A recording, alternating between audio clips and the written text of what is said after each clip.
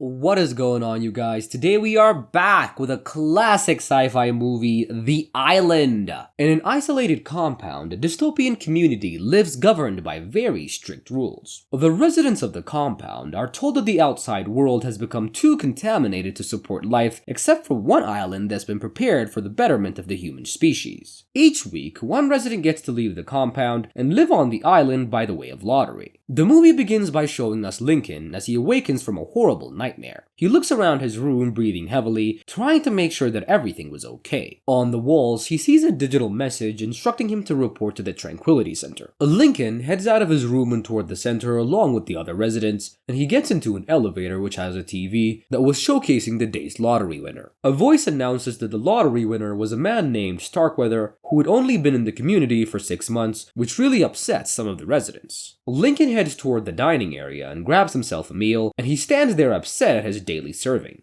Jordan surprises him, and she gives him a sly smile and charms her way into getting the food that she wanted. After breakfast, Lincoln is called to see Dr. Merrick, the scientist who runs the compound. Merrick is concerned about the changes in Lincoln's metabolism and decides to put probes in Lincoln's body so he can monitor his cerebral activity. After meeting with Merrick, Lincoln reports on his daily job in the lab, and while they were working, a pregnant resident goes into labor and is then hauled away. As he tries to log in information into the computer, Lincoln finds out that it's down and goes to report it. His supervisor gives him a key and a contamination kit and tells him to hurry back. Lincoln heads down to the off-limits power facility in the basement where the technician James works and tells him that his chip is fried. James takes Lincoln to the side so they can share a flask of booze, and while they talk, James is called for another technical job and leaves Lincoln there. As he's left there alone, Lincoln discovers a live moth in the ventilation shaft. He catches it in a matchbox and keeps it with him, and later, Jordan and Lincoln fight in the digital tournament in which Jordan comes out victorious. After the game, Lincoln secretly tells Jordan about the moth that he found in the basement. Jordan is confused by this because they were told that all animals went extinct after the contamination. Lincoln is curious about how anything could survive out there in the contaminated world, as also there were a lot less people being brought in every day. Jordan chastises him and tells him that it was a good thing that they kept finding survivors. Lincoln can't shake the feeling that something was wrong, but Jordan tries to convince him that good things can happen, and the TV around the entire compound starts lighting up for the announcement of the lottery, and everyone gathers to see who the night winners was. The wheel spins different pictures, and Lincoln is shocked to see that it finally stopped on Jordan, the night's lottery winner, and the person who's about to go to the island. Jordan laughs excitedly as she's congratulated by the residents. That night, Lincoln has another one of his bad dreams that is now starting to feel like memories that he's never experienced. He sneaks out of his room and then heads down to the basement and releases the moth into the ventilation shaft and then crawls through the vents, coming out of the hallways between the labs. He picks up a nurse's outfit on the way so that he won't be recognized and starts looking around, and in one of the rooms, he recognizes the woman who was in labor earlier and sees that she's finally given birth. Lincoln is shocked to see that after the doctors secure the baby, they poison and kill the mother. In a different surgery room, another lottery winner, Starkweather, is prepared for organ extraction. In the middle of the surgery, Starkweather wakes up in a panic and runs out of the surgical room, and Lincoln watches as the large man is taken down and dragged back into surgery. And finally, Lincoln realizes that everything that they were being told was a lie, and the people that were taken to the island were just being murdered. Realizing that his friend is in danger, Lincoln hurries to her room and takes her with him so they can escape. While going through a video recording of the incident with Starkweather, Merrick notices Lincoln on the camera and issues a complete lockdown. Lincoln and Jordan are pursued by the guards and had to run to get away from the guns being fired at them. After going through a series of compound mazes and encountering some of the guards, Lincoln and Jordan escape the facility and emerge in the desert. They continue running away and don't stop until they're very far away from the facility. Back at the compound, Merrick is introducing his product to a new set of clients. He tells the group that the clones that they make are indistinguishable from their own DNA and in accordance to the law and are kept in a vegetative state. After making his introduction, he gives the stage to the public relations officer and exits. In the office, Merrick meets with a mercenary and former GIGN operative called Ron and hires him to find and retrieve the 2 specimens that had escaped the compound. Merrick provides Laurent with the necessary information about the escapees and sends him out on the hunt. Lincoln and Jordan are woken up by the sound of a motorcycle passing by and are very excited to see it. They continue down Route 38 until they find a bar, and inside the bar, he finds his friend, the technician James, and confronts him about everything. James takes Lincoln and Jordan back to his place so that they don't get caught out in the open, and at his house, James tells them that Merrick and the others have been lying to them and keeping them from knowing that they're only clones used for organ harvesting. He tells them that rich people pay for them to be made in a lab so their bodies can be used when needed. The life that they thought that they had before the so-called contamination was just memory imprints used to keep them from questioning their lives. Shocked by the news, Lincoln and Jordan decide that they have to meet their sponsors and tell them the truth about the operation Merrick was running and the laws that he was breaking.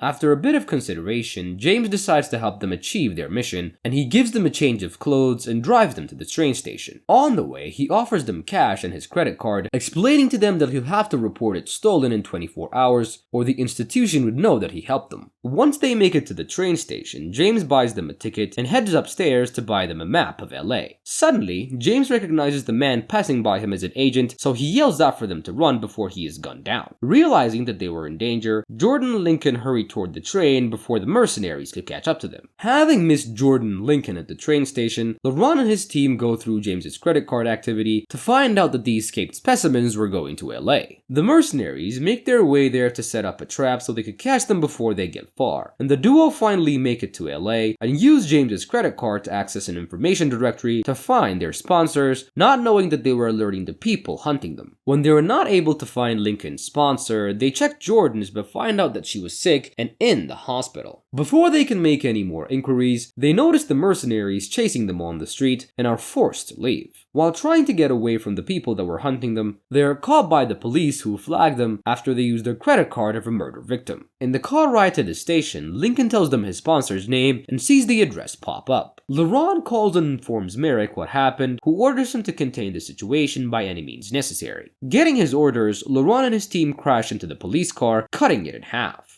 Jordan and Lincoln, although disoriented, manage to get themselves out of the car and escape, and they make a run for it but are pursued by the full force of the mercenary team. They manage to get away from the 3 men who were right behind them to get on top of a truck that was carrying large construction equipment. Seeing that they were still being pursued by cars, Lincoln unties the rope holding the equipment, sending them flying into the people chasing them. Laurent sends flying motorbikes their way in an attempt to capture them, but Lincoln manages to incapacitate the driver and steal the ride, flying Jordan and himself to safety. Back at the Institute, Merrick is speaking to Gendu, one of the first of the Echo generation, and the same generation Lincoln belongs in. Gendu voices his doubts about the contamination of the outer world, deciding that the Echo generation was defective. Merrick terminates Gendu and orders a list to be brought to him of all Echo generation clones. In LA, Lincoln and Jordan are forced to spend the night outside, and first thing in the morning, they immediately head to Lincoln's sponsor's house. The house's sensory system recognizes Lincoln's face and lets him inside. And Tom suddenly attacks them thinking that they're intruders, but abruptly stops when he sees his clone. Tom then helps them get their digital tags off their hands and provides them with a change of clothes. While Jordan goes upstairs to change, Lincoln and Tom have a conversation, while Tom shows his clone the designs of boats and motorcycles that he does. Tom tells Lincoln that he has hepatitis and that his liver would start failing within the next 2 years. Lincoln and Jordan explain to Tom why they had come, and they tell him that there were thousands of them in the Institute and that they were all going to die unless he helps them out. Lincoln asks Tom to help him get on the news so they could tell the world what truly happens in the compound, and Tom agrees and goes upstairs, claiming that he needs to go get his shoes. In the privacy of his bedroom, Tom calls Merrick and tells him that his insurance policy was sitting in his living room, but Jordan was suspicious and tells Lincoln that she had a feeling that Tom was lying. Lincoln tells Tom that Jordan was going to stay in the house just in case if they don't believe them. Tom and Lincoln head to the car and Lincoln offers to drive, and Tom gives the GPS direction to the news studio and then they drive away. On the way, they're intercepted by Laurent and his men, and Tom pulls a gun on Lincoln, apprehensively telling him that he's sorry but he wasn't ready to die yet. Realizing that he had been betrayed, Lincoln floors the gas pedal, propelling them forward and away from the mercenaries. After a long chase through suburban LA, Lincoln finally stops the car in the middle of an abandoned warehouse. house. When LaRon finally gets there, he finds Tom and Lincoln fighting on the floor. Just before LaRon was about to shoot the gun, Lincoln snaps the digital bracelet on Tom's hand, tricking LaRon into killing Tom. LaRon calls Merrick and informs him that he's completed the mission, and Lincoln returns to Tom's house to find Jordan, and when she sees him, she's overwhelmed with feelings and they kiss passionately, and they end up sleeping together. In the morning, Lincoln gets a call from the Institute, informing him that there's been a defect in 4 of their product lines, and that they were going to terminate all of them. The PR man tells Lincoln that they'll have to inconvenience him by asking him to return to the Institute so they can scan him, allowing them to regrow his insurance policy. After hearing the shocking news, Lincoln and Jordan plan to liberate the other clones, posing as Tom, and Lincoln returns to the compound with a plan to destroy the holographic projectors that conceal the outside world. Jordan gets herself arrested in hopes of averting suspicion when re-entering the compound.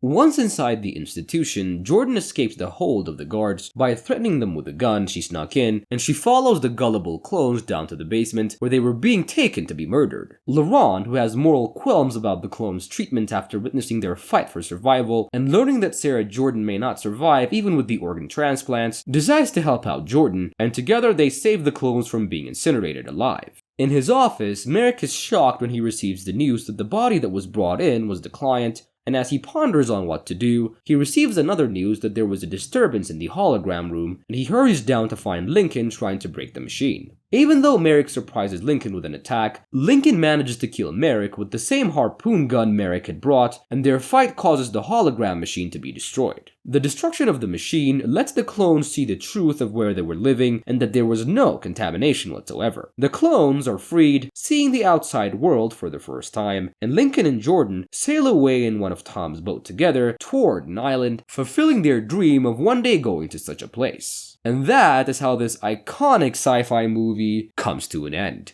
I hope you guys enjoyed this recap. Make sure to leave me a like, leave a comment, also sub to my channel. I love you guys so much and I promise to see you on my next recap. Bye.